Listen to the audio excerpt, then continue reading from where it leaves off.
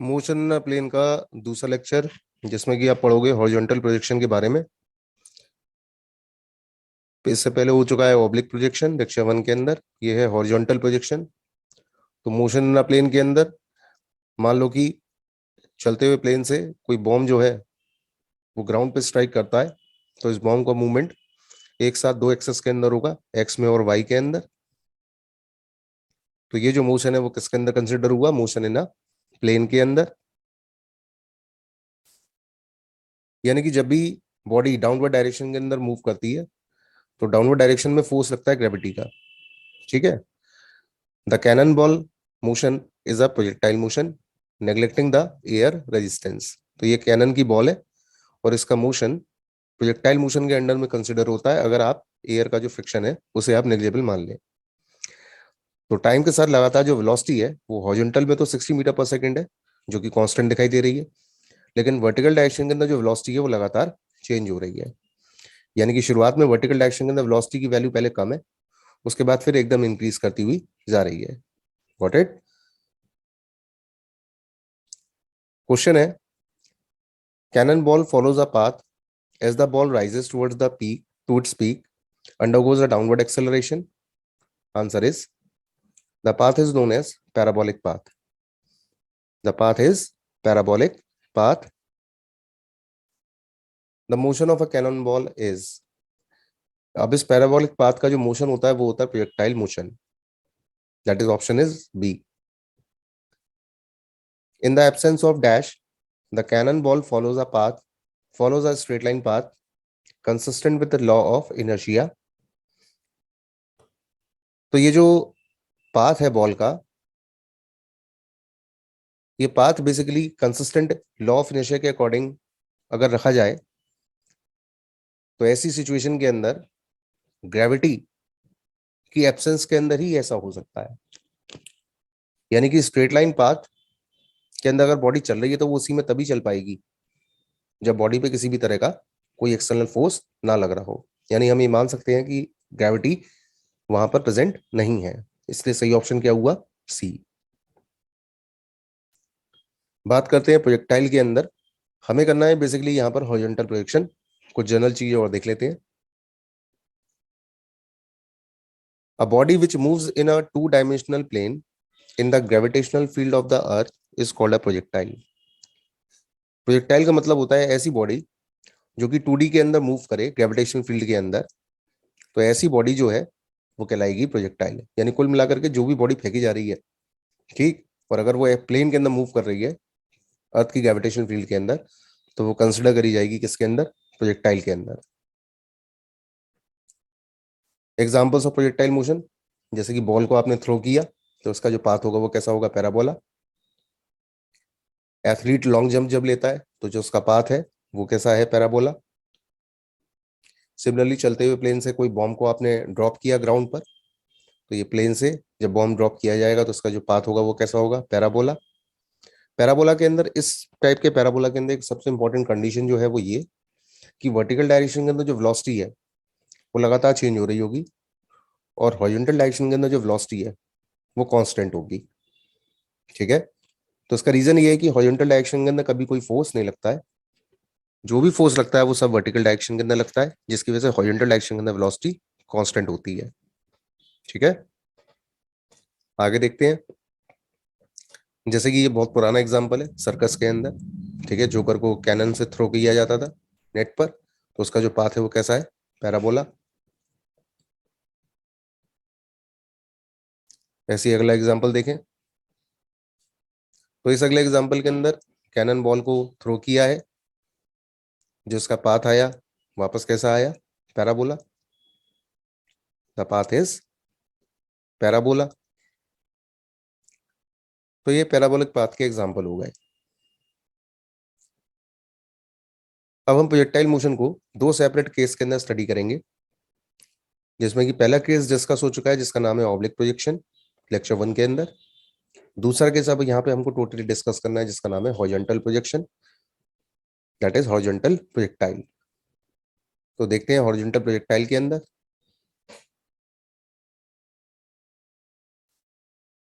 इसमें सबसे पहला आता है इक्वेशन ऑफ पाथ। और ट्रेजेक्ट्री। पैराबोलिक पाथ की ट्रेजेक्ट्री की इक्वेशन क्या है? तो मान लो कि एच हाइट के टावर पे से खड़े होकर के कि आपने किसी बॉडी को आगे की तरफ थ्रो किया, तो जैसे ही आप बॉडी को आगे की तरफ थ्रो करोगे तो बॉडी एक साथ दो एक्सेस के अंदर मूव करेगी, एक्स के अंदर और वाई के अंदर। मान लो बॉडी इस पॉइंट पी पर पहुंची, तो पॉइंट पी पर बॉडी के पास दो वेलोसिटी होंगी, एक एक्स के अंदर और एक वाई के अंदर। तो रिजल्टेंट वेलोसिटी जो हो गई वो ये वाली हो गई वी, और इस रिजल्टेंट वेलोसिटी का मान लो हॉरिजॉन्टल से जो एंगल है वो आपने कंसिडर कर लिया अल्फा या बीटा। ठीक। पॉइंट ऑफ प्रोजेक्शन से पॉइंट ऑफ रिसेप्शन के बीच का जो डिस्टेंस होता है वो डिस्टेंस कहलाता है रेंज। ग्राउंड से बॉडी की जो मैक्सिमम ऊंचाई है उसको बोलेंगे हाइट। हाइट कंसिडर किसके अंदर होगा? वाई एक्सेस के अंदर। और रेंज किस में कंसिडर होगा? एक्स एक्सेस के अंदर। अब मान लो कि पॉइंट पी पर बॉडी पहुंची, तो वाई में कितना चली? इतना डिस्टेंस। और एक्स में कितना चली बॉडी? तो बॉडी का एक्स में जो डिस्टेंस हो गया वो ये हो गया एक्स। बॉडी कहाँ से इस पॉइंट से फेंकी गई और इस पॉइंट पर पहुंची है, तो बॉडी का जो नेट डिस्प्लेसमेंट हो गया वो हो गया ये, जिसको इसको आपने मान लिया एस। अगर आप इस एस की वैल्यू को निकालना चाहते हैं तो आपको करना पड़ेगा अंडर रूट में एक्स का स्क्वायर प्लस वाई का स्क्वायर, तो आपके पास एस की वैल्यू आ जाएगी। मान लो कि क्वेश्चन में एक्स की वैल्यू जो है वो है 6 और वाई की वैल्यू जो है वो है 8। तो एक्स का स्क्वायर हो गया 6 का स्क्वायर और वाई का स्क्वायर हो गया यानी कि 8 का स्क्वायर। तो आंसर जो एस का आ गया वो कितना आ गया? 10। लेकिन इसके लिए आपके पास एक्स और वाई की वैल्यू होनी चाहिए। तो अब आप एक्स कैसे निकालोगे, वाई कैसे निकालोगे? क्योंकि अगर एक्स और वाई कैलकुलेट हो गए तो उनको आपस में हम रिलेट करके इक्वेशन ऑफ पाथ निकाल सकते हैं। तो सबसे पहले बात करते हैं एक्स के अंदर। तो एक्स के अंदर बॉडी का मोशन आप एक्स में पूरी इक्वेशन लगा दो, you x T plus half A x T square. A x की वैल्यू क्या है? 0, क्योंकि हॉरिजॉन्टल डायरेक्शन में कोई फोर्स नहीं लग रहा है, तो ये पूरी क्वांटिटी 0 हो गई। तो एक्स की वैल्यू किसके इक्वल आ जाएगी? यू एक्स टी के। जब एक्स की वैल्यू यू एक्स टी के इक्वल आ जाएगी तो यू एक्स किसके इक्वल है? यू के इक्वल है। यू क्या है? यू एक्स के इक्वल। यानी जो भी इनिशियल वेलोसिटी है वो एक्स में है। इनिशियल वेलोसिटी की वैल्यू वाई में कितनी है? 0, क्योंकि बॉडी को एक्स में फेंका गया है। तो जो एक्स हो गया वो किसके इक्वल हो गया इस हिसाब से? यू टी के इक्वल हो गया। ठीक। यहां से आप टी की वैल्यू को निकालो तो टी की वैल्यू कितनी हो गई? X upon you. Similarly body ने वाई के अंदर क्या डिस्टेंस कवर किया उसको कैलकुलेट करो तो वो निकलेगा you by T plus half A by T square से। ये लग गई इक्वेशन वाई के अंदर। अब इनिशियल वेलोसिटी वाई में कितना है? 0, और एक्सेलेरेशन वाई में किसके इक्वल होगा? जी के इक्वल। एक्सेलेरेशन वाई में किसके इक्वल हुआ? प्लस के जी के इक्वल। तो वाई की वैल्यू कितनी आ गई? Half g t square. अब जो टी की वैल्यू आ रही है एक्स अपॉन यू, उसको उठा के इस टी की इक्वेशन में रख दो। तो जैसे ही आप यहाँ रखोगे तो वाई की वैल्यू आ जाएगी निकल करके 1/2 g x square upon u square. तो इक्वेशन जो निकल करके आ गया वाई का वो आ गया 1/2 g x square upon 2u square. What it? यहाँ पे वाई जो है वो किसके फंक्शन में आ रहा है? एक्स स्क्वायर के फंक्शन में आ रहा है, जो रिप्रेजेंट करेगा कि पाथ कैसा है? पैराबोला। What it? तो इस तरीके से आपको ये पूरा सॉल्व करना है, जिसमें कि आप कैलकुलेट करके लेकर के आएंगे इक्वेशन ऑफ पाथ, यानी कि y square g x square upon 2u square की वैल्यू को। चेक करते हैं एक बार।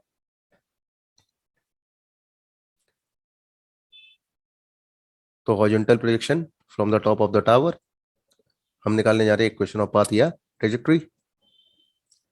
Late us consider a body projected horizontally with a velocity u from the top of a building at a height h. The body traveling in both horizontal and vertical direction simultaneously and reaches the ground. यानी कि body एक साथ दो access में चलेगी, horizontal में भी चलेगी और वर्टिकल के अंदर भी चलेगी। हॉरिजॉन्टल डायरेक्शन के अंदर लेकिन कोई एक्सलेशन नहीं होगा बॉडी का। इसलिए नहीं होगा क्योंकि हॉरिजॉन्टल डायरेक्शन में कोई फोर्स तो लग नहीं रहा है। बॉडी जो भी चल रही है वो हॉरिजॉन्टल में इनर्शिया की वजह से चल रही है। इसलिए हॉरिजॉन्टल वेलोसिटी जो है वो कैसी रहेगी? कांस्टेंट। हॉरिजॉन्टल वेलोसिटी कैसी रहेगी? कांस्टेंट। तो जब हॉरिजॉन्टल वेलोसिटी कांस्टेंट रहेगी तो यूएक्स किसके इक्वल होगा? यू के। और ये वैल्यू किसकी हो जाएगी, vx की, यानी इनिशियल वेलोसिटी किसके इक्वल रहेगी, फाइनल वेलोसिटी के। Got it. Hence after t time the velocity in horizontal direction will be vx is equal to u, यानी फाइनल वेलोसिटी इनिशियल वेलोसिटी के इक्वल होगा। अब इनिशियल वेलोसिटी y में कितनी थी, 0, क्योंकि बॉडी को किस में फेंका गया था, x के अंदर। अब क्योंकि लगातार एक्सलेशन जो जनरेट हो रहा है वो y डायरेक्शन में हो रहा है, इसलिए ये जो वर्टिकल डायरेक्शन वेलोसिटी है लगातार चेंज होगी। टी टाइम बाद वर्टिकल डायरेक्शन में अगर वेलोसिटी आप निकालोगे तो वो इनिशियल वेलोसिटी से डिफरेंट होगी। सही है। तो पहले एक बार मैंने इक्वेशन निकाली एक्स के अंदर, एक्स की इक्वेशन कितने के इक्वल आ गई, यूटी के इक्वल। यहां से आप टी की वैल्यू को निकालो, कितना हो गया, एक्स अपॉन यू। अब वर्टिकल के अंदर लगाओगे तो वाई की वैल्यू कितनी आ जाएगी, हाफ जी टी स्क्वायर के इक्वल। वर्टिकल के अंदर वाई के अंदर वैल्यू कितनी आ जाएगी, जी टी स्क्वायर के इक्वल। तो वाई की वैल्यू हो गई हाफ जी टी स्क्वायर। अब इस वाई की इक्वेशन के अंदर आप क्या करो, टी की वैल्यू को पुट कर दो, जो आपने निकाला है कितना, एक्स अपॉन यू, उसका कर दिया आपने स्क्वायर। तो ये आ गया निकल करके आपके पास equation, that is y equals to g x square upon two u square. अब ये जो जी टू यू है ये तो सब कांस्टेंट है, तो उसको नाम दे दिया मैंने के। तो वाई जो हो गया वो हो गया के एक्स स्क्वायर, यानी वाई डायरेक्टली प्रोपोर्शनल किसके हो गया, वाई डायरेक्टली प्रोपोर्शनल किसके हो गया, एक्स स्क्वायर के। Got it. तो जैसे ही वाई डायरेक्टली प्रोपोर्शनल हो गया एक्स स्क्वायर के, तो ये जो इक्वेशन रिप्रेजेंट करता है वो किसको रिप्रेजेंट करता है, पैराबोला को। This is the equation of parabola. तो ये था पहला फॉर्मूला इक्वेशन ऑफ पैराबोला के लिए। अब आपसे दूसरा आपसे इक्वेशन जो पूछा जा रहा है वो आ रहा है, दूसरी इक्वेशन किसके लिए है, टाइम ऑफ फ्लाइट के लिए। अब टाइम ऑफ फ्लाइट का मतलब नीचे आने का समय। ठीक है। तो बॉडी नीचे आने में कितना टाइम लेगी, तो आपने हॉरिजॉन्टली यू वेलोसिटी फेंका है, बॉडी नीचे आ रही है।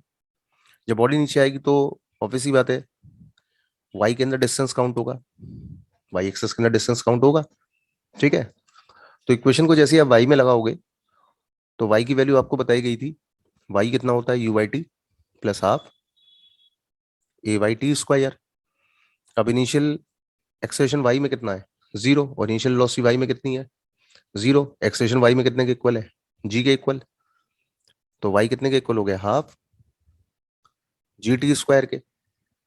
वाई की मैक्सिमम वैल्यू कितनी हो सकती है, एच, तो एच किसके इक्वल हो गया, हाफ जी टी स्क्वायर के। तो यहां से टी स्क्वायर की वैल्यू को आप निकालो तो टी स्क्वायर की वैल्यू कितनी हो जाएगी, 2h अपॉन जी।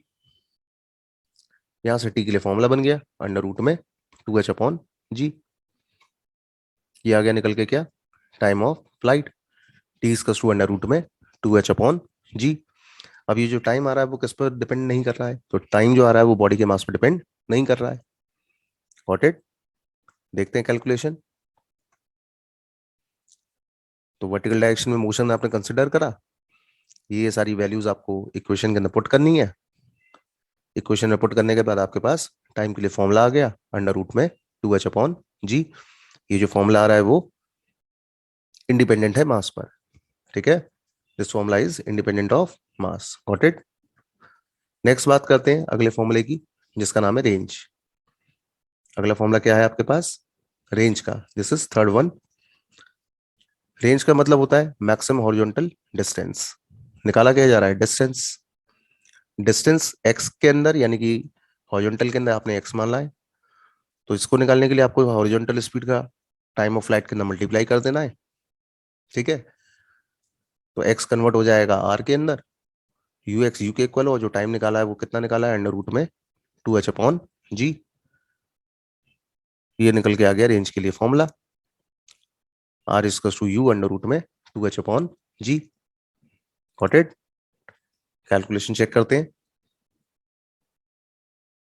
तो रेंज हो गया horizontal velocity into time of flight, solve किया, वैल्यू आ गई रेंज की यू अंडर रूट में 2h upon g. Next formula is the velocity of the projectile at any instant. आपको प्रोजेक्टाइल की वेलोसिटी निकालनी है, दिस इज फोर्थ वन। ठीक। Velocity of projectile at any instant. तो प्रोजेक्टाइल की velocity मान लो आप पॉइंट पी पे कैलकुलेट कर रहे हो। ठीक। पॉइंट पी पे जो रिजल्टेंट वेलोसिटी आ रही है वो कितनी आ रही है, ये। अब ये जो रिजल्टेंट वेलोसिटी है वो एक्स में और वाई में दोनों में कैलकुलेट करनी पड़ेगी। तो एक्स में जो फाइनल वेलोसिटी है वो तो इनिशियल के इक्वल है, और वाई में फाइनल वेलोसिटी किसके इक्वल है, वो कैसे कैलकुलेट होगा, तो उसको निकालने के लिए आप लगा दो u y plus g t. ठीक है, और इनिशियल वेलोसिटी वाई में कितने के इक्वल है, 0 के इक्वल है, तो वी वाई की वैल्यू कितने के इक्वल हो गई, जी टी के इक्वल। Got it.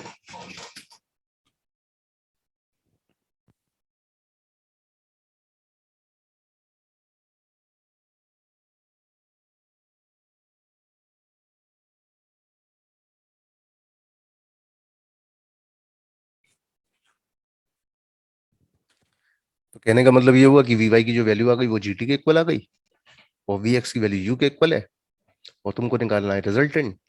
तो रिजल्टेंट हो गया अंडर रूट में वी एक्स का स्क्वायर प्लस वी वाई का स्क्वायर, और वी एक्स की वैल्यू कितने के इक्वल है, यू के, तो ये हो गया यू स्क्वायर, और वी वाई की वैल्यू जी टी के, तो ये हो गया जी टी का होल स्क्वायर।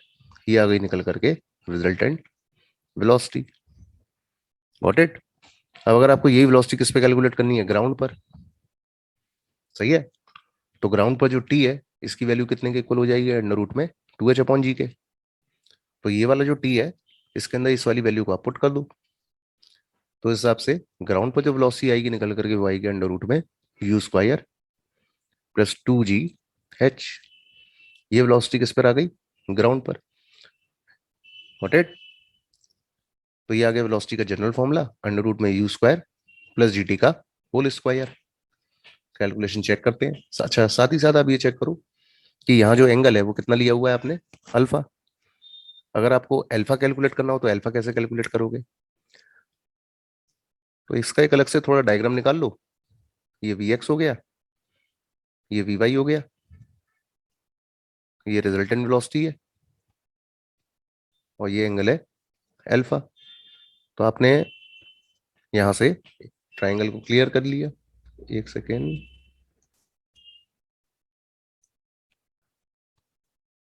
तो यहाँ से राइट एंगल ट्राइंगल जो आपको बनता हुआ दिखाई दे रहा है, इस ट्राइंगल में टेन अल्फा की वैल्यू निकाल लो। तो टेन अल्फा की वैल्यू आ गई v y upon v x, perpendicular upon base से।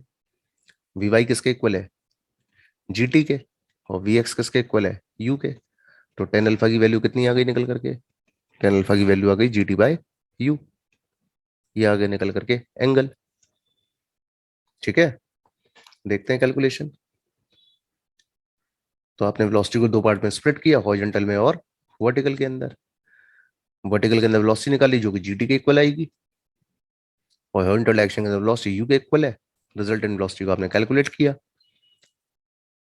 तो ये आगे निकल कर रिजल्टेंट वेलोसिटी, और एंगल निकालना है, तो y component divide by x component कर दिया, वैल्यू आ गई जी टी बाय यू, यानी कि अल्फा की वैल्यू होगी tan inverse g t by u. Got it. अब एक एप्लीकेशन करते हैं। बॉडी को आपने प्रोजेक्ट किया horizontally from the top of the tower. The line joining the point of projection and the striking point makes an angle of 45 degree with the ground. Then h is equals to r। ठीक, यानी कि आपको prove करना है कि अगर 45 degree के angle पे बॉडी को आप प्रोजेक्ट कर रहे हैं, यानी कि अगर पॉइंट ऑफ प्रोजेक्शन और पॉइंट ऑफ रिसेप्शन पर जो एंगल बन रहा है वो 45 डिग्री का बन रहा है, तो जो h है वो r के इक्वल होगा। तो ये डेफिनेट है कि h जो है वो r के इक्वल होगा, इसलिए क्योंकि 1045 की अगर वैल्यू ट्राइंगल से निकालेंगे तो उसकी वैल्यू कितनी आएगी, h/r। और 1045 बन के इक्वल होगा तो h किसके इक्वल हो जाएगा, r के। सही है, और h की क्या वैल्यू है, तो h की value half g t square के इक्वल है, और जो r आपने निकाला है उसकी वैल्यू किसके इक्वल आई है, यू टी के। तो t से यहाँ से t कैंसिल आउट हो गया। तो अगर इस सिचुएशन का आप टाइम निकालते हैं तो टाइम के लिए क्या फॉर्मूला बन जाएगा, 2u/g। Got it. टाइम कितना आ गया, 2u/g। चेक करते हैं कैलकुलेशन। Got it. दूसरी एप्लीकेशन है कि सेम क्वेश्चन है, 45 डिग्री का एंगल है, √2h √2r के इक्वल बोला जा सकता है, क्योंकि 1045 की वैल्यू को 1 कर दिया तो एच आर के इक्वल हो गए, दोनों साइड √2 का मल्टीप्लाई कर दोगे। Got it. अब डिस्प्लेसमेंट अगर निकालते हो ट्राइंगल से तो वैल्यू हो जाएगी अंडर रूट टू एच के, और एच आर के इक्वल है, तो अंडर रूट टू एच किसके इक्वल होगा, रूट टू आर के। उसके बाद अगला क्वेश्चन है कि आपने बॉडी को प्रोजेक्ट किया हॉरिजॉन्टली स्पीड यू से from the top of the tower, ठीक, किसी एंगल थीटा से। अब वो थीटा 45 नहीं है, तो क्वेश्चन में कह रहा है कि how far from the point of projection will the particle strike the plane, that is आपको निकालना क्या है, आर की वैल्यू। तो आर की वैल्यू कैसे निकलेगी, अंडर रूट में x square plus y square करके, सही है। साथ ही साथ यानी कुल मिला के आपको एक्स की जो मैक्सिमम वैल्यू वो पता करना है। अच्छा, जो ट्राइंगल आपको दिखाई दे रहा है उसमें ट्राइंगल में टेन थीटा की वैल्यू कितनी हो जाएगी, वाई अपॉन एक्स के इक्वल। तो वाई की वैल्यू को अगर आप निकालोगे तो आप वाई की वैल्यू लिख सकते हो एक्स टेन थीटा। तो जो आपके पास वाई का स्क्वायर है उसमें आप पुट कर दो एक्स टेन थीटा का होल स्क्वायर, इसमें से एक्स एक्स को रूट के बाहर ले लो, तो वैल्यू हो जाएगी अंडर रूट में one plus tan square theta. और under root one plus tan square theta किसके इक्वल होता है, सेक स्क्वायर थीटा के। वॉट इट, तो आर की जो वैल्यू आ गई वो आ गई एक्स सेक थीटा। अब एक्स यूटी के इक्वल होता है, y half g t square के इक्वल होता है, तो वाई को एक्स से डिवाइड कर दो, तो वैल्यू कितनी आ गई, जी t square upon to UT. तो यहाँ से आप टेन थीटा की वैल्यू को निकालो, जो कितना हो गया, G T by you, G T by two you, क्योंकि टेन थीटा किसके इक्वल है, वाई अपॉन एक्स के। यहाँ से आप टी की वैल्यू को कैलकुलेट कर लो, और इस टी की वैल्यू को उठा करके एक्स की इक्वेशन में पुट कर दो, जो कि यूटी के इक्वल है। तो आपके पास एक्स की जो इक्वेशन आ गई वो निकल करके आ गई two u square upon g tan theta into sec theta, क्योंकि आर किसके इक्वल है, एक्स सेक थीटा के इक्वल है। Got it. तो हमारे पास ये इक्वेशन आ गई निकल करके, ठीक है। इसको डायरेक्ट भी चाहो तो याद कर लो, डायरेक्ट क्वेश्चन भी आता है, क्वेश्चन में डायरेक्ट लग जाएगा ये। तो हॉरिजॉन्टल प्रोजेक्शन के क्वेश्चंस के अंदर आ जाओ, तो trajectory of a projectile is, यहाँ भी ट्रेजेक्टरी कैसा आ रहा है, पैराबोला, ठीक है। टाइम ऑफ डिसेंट हमने कितना निकाला, तो टाइम ऑफ डिसेंट के लिए फॉर्मूला था अंडर रूट में टू एच अपॉन जी। खास बात ये है कि ये जो टाइम आ रहा है वो किस पर डिपेंड नहीं करता, मास पर डिपेंड नहीं करता। Got it. उसके बाद एक क्वेश्चन है, an aeroplane is flying horizontally at a height of 980 meter with velocity of 100 meter per second, drops a food packet, find the horizontal distance traveled by the food packet from the dropping point to reach the ground। यानी एक तो range निकालना है question के अंदर, दूसरा निकालना है time taken by the food packet to reach the ground, ठीक है। यानी दो बातें निकालनी, एक तो रेंज निकालना और एक टाइम निकालना है। तो चार ऑप्शन है, 14 सेकंड 14 मीटर, 14.14 सेकंड और 1414 metre, option C 10.14 second, and option D. तो इसका सही आंसर है ऑप्शन बी। कैलकुलेशन करके देखते हैं कि क्या आता है, सही आंसर क्या है। तो टाइम ऑफ फ्लाइट का तो है 14.14 सेकंड और रेंज का है 1414 मीटर। तो क्वेश्चन जो हमको दिया हुआ है उस क्वेश्चन के अंदर यू दिया हुआ है 100 मीटर पर सेकंड, हाइट दी हुई है, जी की वैल्यू 9.8 ले लेंगे। निकालना क्या है, टाइम ऑफ फ्लाइट। तो टाइम के लिए under root two h upon g लगा देंगे। हाइट आपको क्वेश्चन में 980 दे रखी है, जी 9.8 है, सॉल्व कर लिया, वैल्यू आ गई 10√2 यानी कि 14.14 सेकंड। ये तो आ गया टाइम निकल करके। दूसरा इसमें मांगा है उसने हॉरिजॉन्टल डिस्टेंस ट्रेवल यानी कि रेंज। तो रेंज के लिए formula u under root two h upon g बताया था, तो यू का multiply under root two h upon g के अंदर पुट कर दीजिए। Under root two h upon g time of flight के इक्वल है, जो ऑलरेडी ऊपर निकाल लिया है कितना 14.14, और यू की वैल्यू क्वेश्चन में 100 है, इसे मल्टीप्लाई कर दीजिए। रेंज के लिए आंसर आ गया 1414 मीटर।